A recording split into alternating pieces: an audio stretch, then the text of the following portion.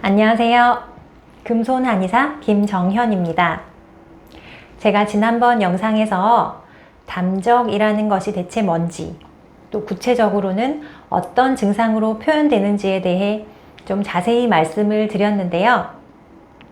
오늘은 담적, 즉 기능성 위장 장애라는 질환이 어떤 사람에게 잘 생기는지, 이 담적이 잘 생기는 사람들의 특징을 3가지 정도로 정리해서 말씀드려 보겠습니다. 첫 번째는 소음인 체질입니다. 병이 오면 가장 먼저 소화기부터 병이 오는 사람들이 있습니다.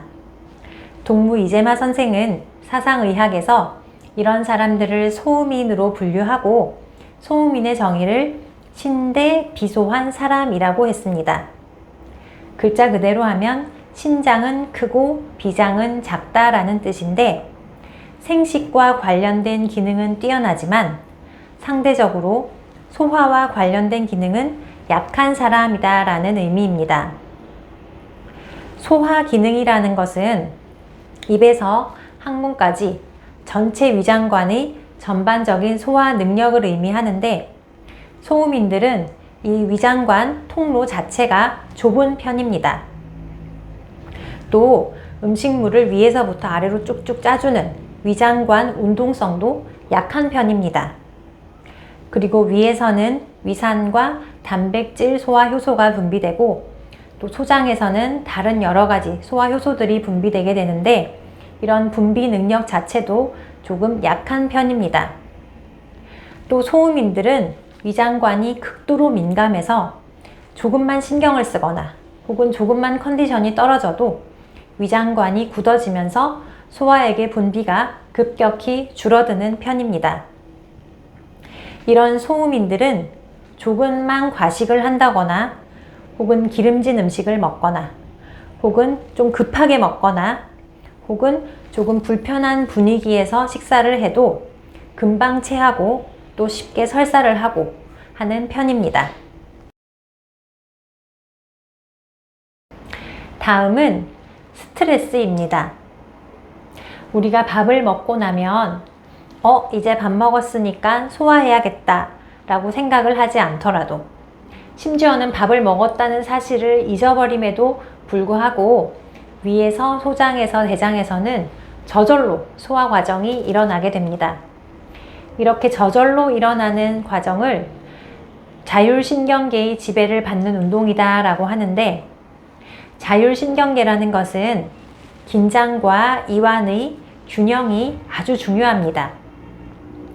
낮 시간 동안에 출근을 하고 혹은 학교에서 공부를 하는 동안에는 긴장이 되어 있다가도 집에 가서 잠을 잘 때는 이러한 긴장이 완전히 풀어져야 하는데, 만약 심리적 긴장감이 쉴 때도 풀어지지 않고 계속 긴장이 지속되게 된다면 결국 교감신경이 이런 위장의 운동을 억제하게 됩니다.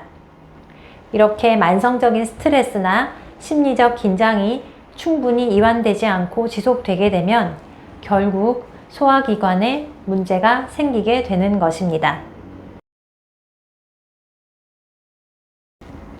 세 번째로 자신에게 맞지 않는 식습관입니다.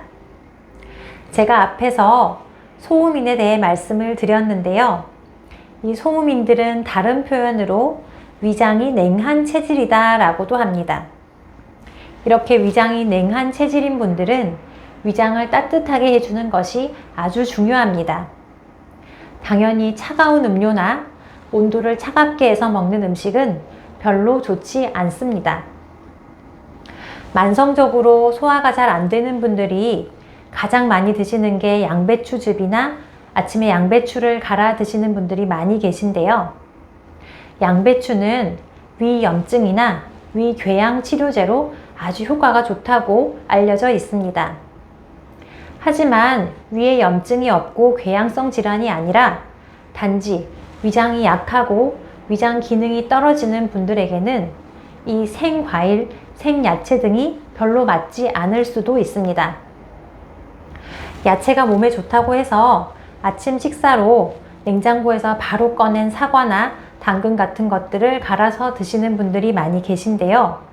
이렇게 위장이 냉한 분들에게는 이런 생으로 먹는 과일, 야채 대신 오히려 푹 끓인 누룽지 같은 것들이 더 좋은 아침 식사일 수도 있습니다. 그리고 면 종류나 빵 종류, 밀가루 종류는 당연히 좋지 않습니다. 또 과식을 한다거나 혹은 식사를 한꺼번에 몰아서 한 끼만 한다거나 혹은 밤 늦게 먹는다거나 하는 좋지 않은 식습관들도 당연히 개선이 되어야 하겠습니다. 오늘은 담적이라는 질환이 어떤 사람에게 잘 생기는지에 대해 3가지 정도 요약해서 알아보았습니다.